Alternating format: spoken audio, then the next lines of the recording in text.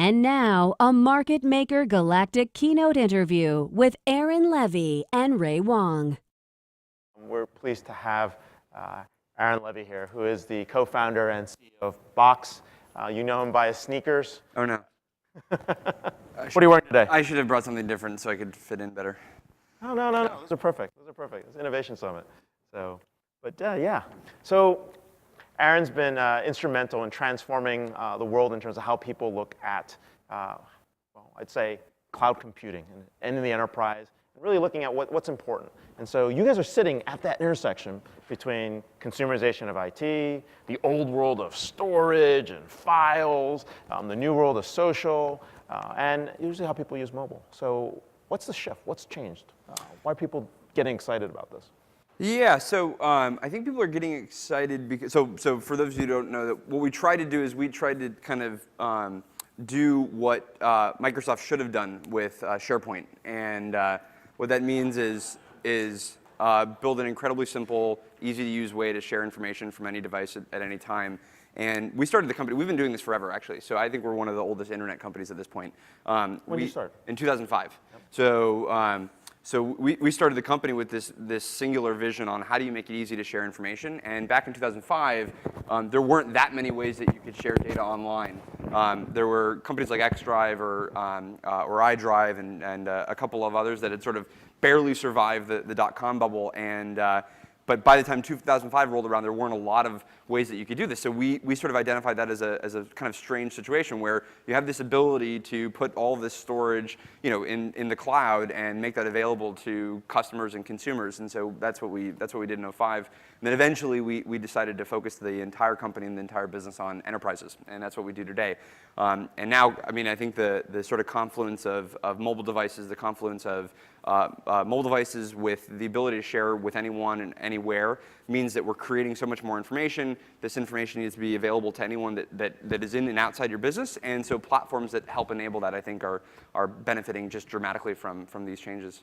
So this changes how people work? Does it change the customer experience? Does it change buying behaviors? Every single one of those. So it's interesting. So when we first decided to focus on the enterprise in 2007 and in 2008, this was actually in parallel. We were trying to raise a funding round from the venture capital community up in the valley, and it was interesting because a lot of the VCs didn't think that we'd be able to break into the enterprise. They wanted you to do that consumer play. They didn't actually think that there was any business altogether. So but I don't think that they had any specific recommendations. Except that we shouldn't come back, but to their office. But at least specific to what we were pitching from an enterprise standpoint, the conventional wisdom at the time was Microsoft. So the Valley, Silicon Valley tends to actually any kind of venture capital community. Are there any VCs in the audience? Okay, good. Phew. All right, so I'll say whatever, and this will be off the record. This is live stream, just so you know. Got it. Great. Good. Hopefully, can we wipe out a couple zip codes in that live stream? Is that fine? Yeah, like 9. There's 4. only one road that needs to be wiped out, actually. So starts with sand, ends in road. There's a hill in somewhere in there, but okay. So the investor community lags sort of what's actually happening in your business or what's happening in the market by anywhere between a year or a couple years, right? In some cases, so like. The small example is Pinterest. It took them a couple years to actually get any funding, and they had to have every person in America using the service before investors even realized what was happening. So in our business, the view of the world was still that Microsoft, Oracle, IBM, EMC, the traditional vendors of enterprise technology and hardware and software were going to be able to control this sort of evolving and changing landscape. They had seen Salesforce kind of rise rapidly, but I don't think they were completely convinced that there was that much disruption ultimately happening in the enterprise software world, and this was in 2007. And frankly, if you rolled back to then, that was probably actually still the sort of smart bet.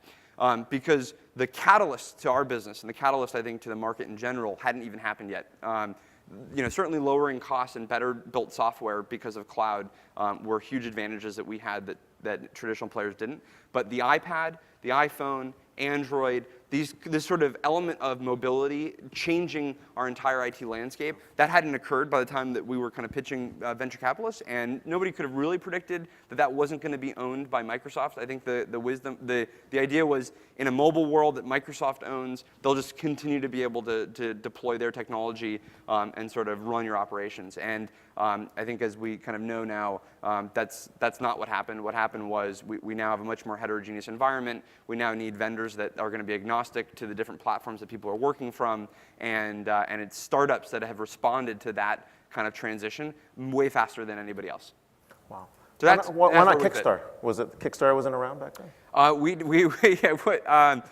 We were not the first company. Yeah, we did not want to be the first company to raise for an enterprise software company on Kickstarter. So Okay. that wasn't the approach. Well, you could have been Eric at Pebble. That would have been very interesting. That would have been fine. Yeah. So.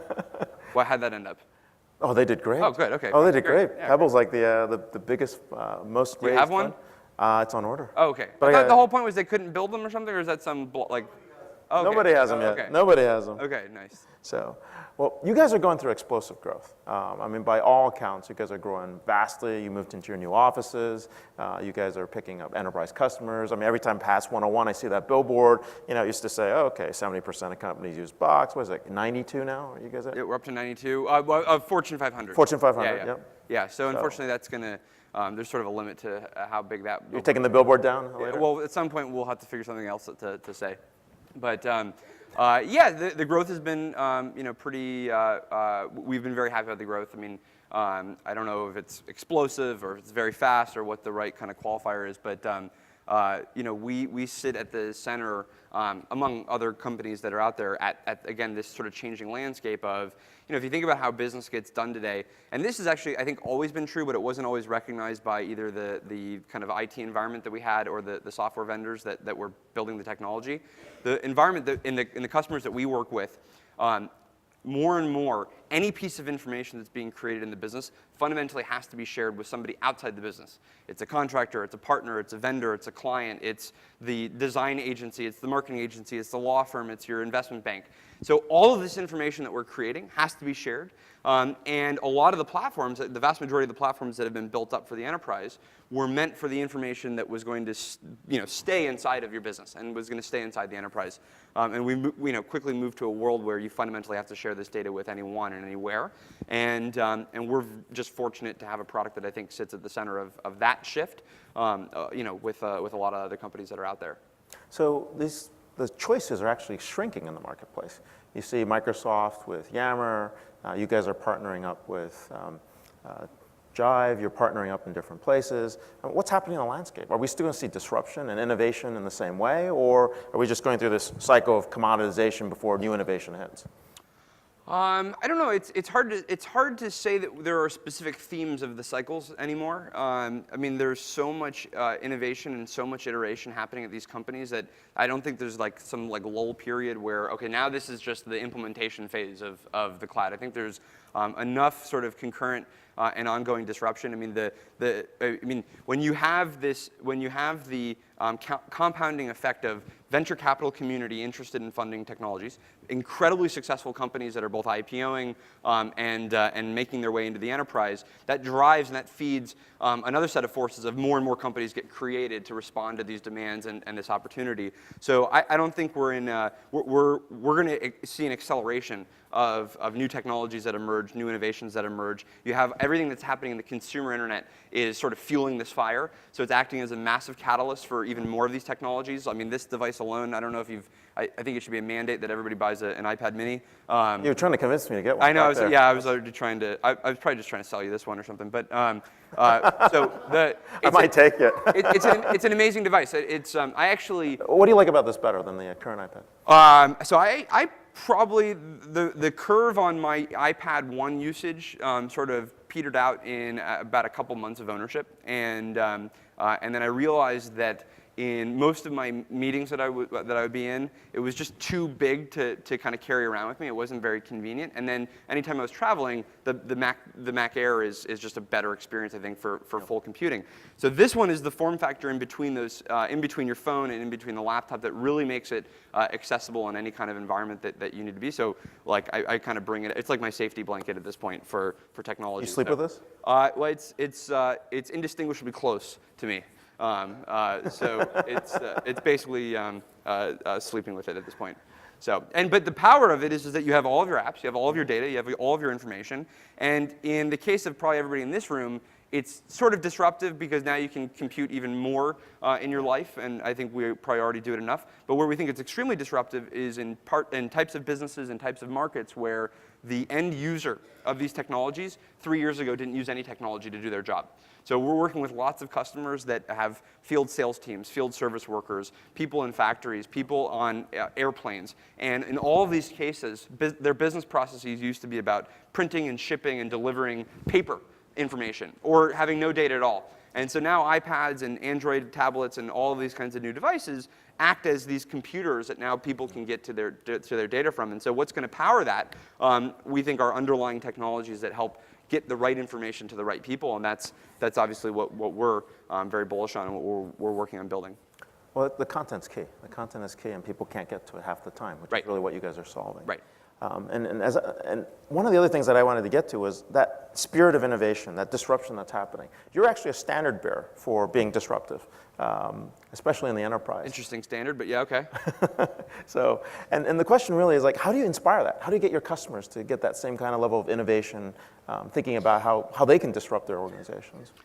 Well, I think that we're very fortunate. We had a lot of early customers that were very thoughtful about our approach to innovation, and it's remarkable when you see customers that take your technology farther than you even had imagined and had anticipated, and that's what we see all the time. And that makes our job a lot easier because it helps show the sort of signal and direction of where we should be going as a platform and as a technology and as a company. How we run the business, I think, is fairly unique in the enterprise landscape. So this will probably scare some people, but we update the site.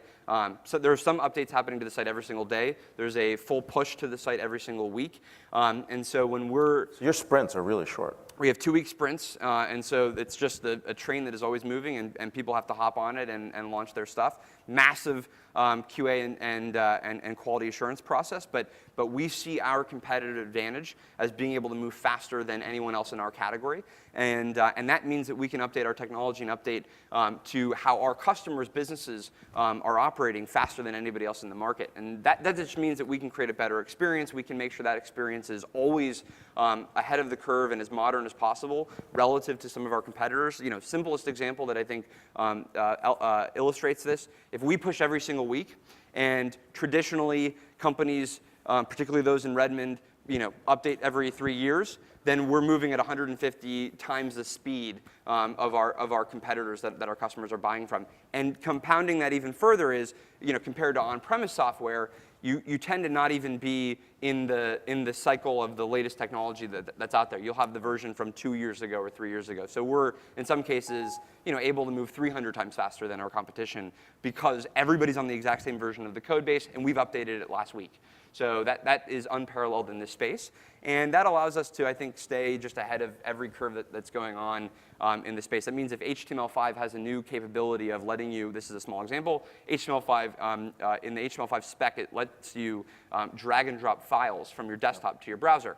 The second that there was HTML5 support in a few of the major browsers, we built that feature in 3 days, and instantly all of our customers had drag and drop support from the desktop to the browser. And that's the kind of thing that would take other companies, in some cases, quarters or years to be able to build support in for. And we're just constantly moving and constantly iterating and building better versions of the technology. That's the real-time feedback you've been talking about at BoxWorks as well here. Yeah, and that's actually another element. I mean, the power of this technology being in the web and on the cloud is that we get lots of analytics and lots of data about how the software is being used, what functionality is powerful, what functionality isn't solving people's problems. We do probably more A/B testing than what you'd typically experience or see from an enterprise software company. So depending on what your user ID is, you might be seeing a button in your in the application that has some new functionality, and that's because we're doing lots of bucket tests of, hey, if we introduce this kind of feature that shows you other people that you can collaborate, does that encourage you to collaborate more? Hey, if we introduce this new search box at the very center of our search experience, does that encourage you to search more? And the power of this technology being delivered over the web is that we can run all of these multivariate tests in our environment in a very contained way and see how does that change the user experience? How do we build the best possible software with a mix of we have a lot of gut instincts about what we think is going to be amazing. We get a lot of customer feedback about what they want to see from us, and then we get to do lots of tests to see if our theses are correct and if we're actually able to change and create better behavior and better outcomes for our customers by these improvements. Are you trying to hire QA engineers right now? Are you short supply? Sure. Are you looking for a job? No. I wouldn't qualify. We'll just do a shout out here. Well, yeah, so totally. if anybody knows. Well, we're hiring everybody, so there's a lot. I can go through my roles if you'd like. What's hot? What's hot? What are the hot jobs? Well, let's see. If you are a wicked PHP engineer, we will hire you right now. Sight unseen. So don't tell that to my VP of engineering. But I mean, engineering in the Valley is the most competitive area right now. There's per the explosive growth that I think a lot of companies are going through right now, there's just massive demand and a definitely compressed supply than what you'd ideally want in this kind of environment. So we're trying to hire every engineer we can find that is incredibly high quality. Wow. So where's the next disruption? What are we going to see? What's going to happen? Let's say you're here in 3 years or 2 years, and we're upstairs talking about what's next. Where do you see the disruption? Is that technology? Is it a change in a business model? Is it a different kind of outcome people are looking for? Yeah, I think that let's see here. Your job is probably to predict the disruptions. Mine are to experience them and hopefully respond as quickly as possible. But I think the things that we're seeing are if you think about how the next generation of enterprise software companies is going to be built, we think that this is such a tectonic shift in terms of how companies get created in this category that it's going to be extremely disruptive to companies that were born out of the 80s or born out of the 90s, and just the DNA of the organization is from a different kind of model. And so what I mean by that is the software that you're going to start to see in the enterprise is going to be far simpler, far more amazing, far better user experiences to use. I mean, it's actually a bit of an atrocity that, like with Pinterest, right? So we have the software that helps us collect pictures of cupcakes and horses is like 10 times better than the software that we run our businesses off of, and just in terms of user experience and design and just how you interact with the technology. Yep. So that's when you like there's an arbitrage opportunity anytime that kind of thing exists. And so in our case, we think that the future of enterprise software is going to be, so I sit at the table with our design team. We have 7 or 8 designers, all come from consumer internet background, because we think the future of design in this category is going to be just world-class, amazing user experiences, because not because you can and not because you should, but because competitively it's going to be far more important to do that, because there will be companies that start to pay attention to this, and because they're going to be competing in the same space, yep, customers will not accept technology that is too hard to use or too complicated to use. So the vast majority of our product management process is not like writing the spec and writing the report on all of the features that we're going to include in this new product that we're launching. It's the design process. Yep. It's how do we take all of this complexity, hide it away from the user, and have it show up as one single a button or form or experience for that customer that only shows to them when they need it. So those kinds of experiences are going to change how software gets written, how it gets designed, how it gets built in the enterprise market. We think that new business models have emerged to be much more mature than ever before. Yep. So we've been doing freemium since 2006. But I think if you think about Yammer, and I guess Adam's coming up pretty shortly. And he's just up. Oh, he's just up. Yep. Did he talk about freemium? Yes, he did. Okay, great. So the freemium business model is incredibly disruptive, not because it is definitely because it's a more viral way to get to your customer, but more importantly, it's a way that customers can test and do bake-offs and try your technology without having to make a financial commitment before they even know if it's going to be accepted by the organization.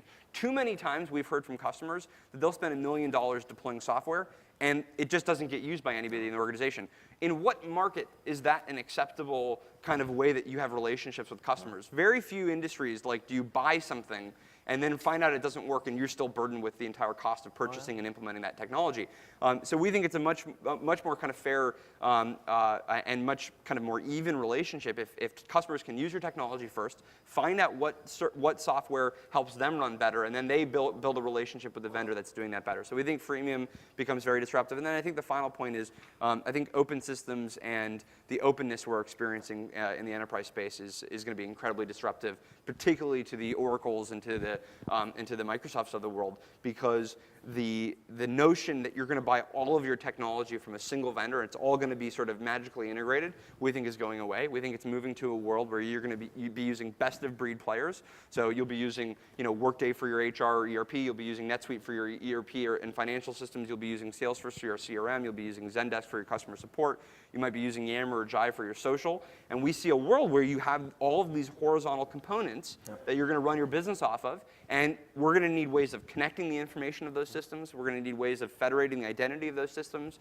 So I think in every one of these categories, there's going to be new kind of step functions of the technology that we need because of openness, because of how simple software is getting, and that's what we think is going to be pretty disruptive. So I'd say that probably the biggest change beyond technology is just going to be how the IT organization runs in 2 or 3 years. It's going to be much more thoughtful about all of these trends, and it already is becoming much more thoughtful about these trends. And business driven. And it's going to be business driven. And I actually think that, so my bet is that IT becomes more relevant than ever before, which is sort of the antithesis of this idea that because it's in the cloud, it makes IT irrelevant. I think having incredibly strategic IT functions becomes the center of how these technologies get deployed and how they enter an organization. And that's certainly what we're betting on as an organization. All right, last question on my end. Personal. Everybody in the audience knows what I'm going to ask. So you could choose any sci-fi gadget in the world, other than the transporter or the replicator. Okay. What would you bring back? What would I bring back? What do you want? What would you like to see? And it has to be sci-fi? It doesn't have to be. It mean, could be an innovation. Okay, because you just killed like the most important all right. sci-fi kind of a thing. But I would love to. Obviously, time travel would be pretty great. But I don't know. I think that here's a very simple one that's not actually going to be the great thing to end on. But I think if you look at what like Nest is doing, that's actually I think that is a trend. This idea of taking really complex problems, particularly hard or out of reach problems. So if you look at like Khosla Ventures and a bunch of the Valley investment community, they're starting to invest in a lot of technologies that normally wouldn't have been a thesis of a very software-driven Valley, and that's because software and hardware is getting combined in very unusual ways today. Oh, yeah.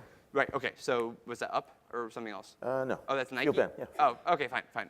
What does that do for you?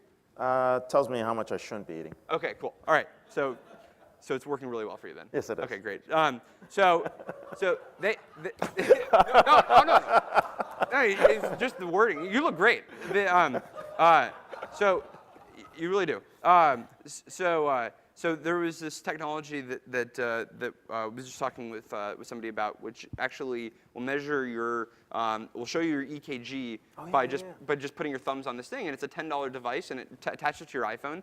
And so if you can replace things that cost our healthcare systems thousands of dollars, right, or tens of thousands of dollars, in people cost and process cost, and now you make it accessible to a human that they can bring home and use whenever they want. Things like Nest, which takes a lot of the complexity of how do I make my home more efficient, how do I save energy, and they can do that all in a small little package. I think these are going to be the really disruptive ideas of hardware and software over the next 5 or 10 years. And I think anything anything in this world that is more complex than it needs to be, I think, is a massive opportunity to get disrupted, and that's probably what we're going to start to see some really big trends around. So simplifying complex problems, getting down to usable consumer devices. Yes. And changing the way design and how people experience that. That's the idea. Okay. So that's wonderful. cool. Hey, thank you so Thanks, much. Ray. Hope to have you back hey, again. Good to see you. So, take care. Thank you.